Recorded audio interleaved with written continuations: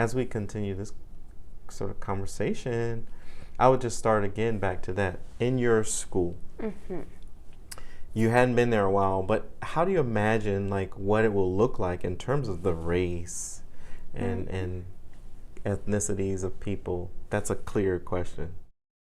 I start off this session, as I often do, asking Kennedy where she would like to begin. But considering she didn't have a preference, I chose this opportunity to revisit race using self-disclosure about some of my own experiences as a Black man. Again, I see that it's the therapist's responsibility to initiate discussions about race because we live in a racialized society. And I want to create ample opportunity while developing a safe setting to continue these discussions. It's my belief that it's not a one-time discussion that you do and check off your list. So like what do you think it will look like in your mind? Just paint a picture of what races will show up in your school. Well, kind of like taking from what I got from like elementary school. I think like all kinds of people, like Black people, Portuguese, maybe some people that naturally speak like a different language. It'll be a wide variety of people. Yeah. During the pandemic, people were afraid about the virus. People were protesting about racism. When you think about your school, have you ever seen, witnessed, or anticipate seeing or witnessing something that might be... Experienced it? Yes. I have not. I don't think I have, like, at all. Not one bit. I think everybody's much focused on other things to be worried about. Like what? I don't know. Grades, friendship, some people say like 7th grades when like they learned about themselves, so maybe they're focused on themselves than other people. So I don't think racism will really be like a thing.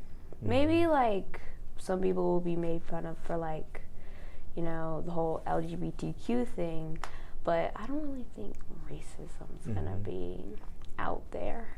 Thanks, because I feel like my question was clear enough for you to answer. And then you also brought up a thing that potentially is another area that maybe when I asked your parents, could I talk to you about it, that it could be something we talk about. You're saying other things kids might be worried about. And Mom was like, make sure you explore other things that might be appropriate for my child.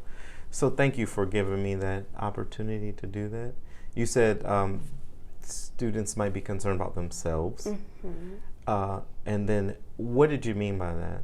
Where we're like trying to find themselves, like, I don't know, maybe their style or, their race or their identity, sexuality, gender, like all that in like 7th grade, right? So they're just trying to find themselves. Students are trying to find themselves is what I hear you saying. Thanks. And then you mentioned race, and we talked a little bit about that already.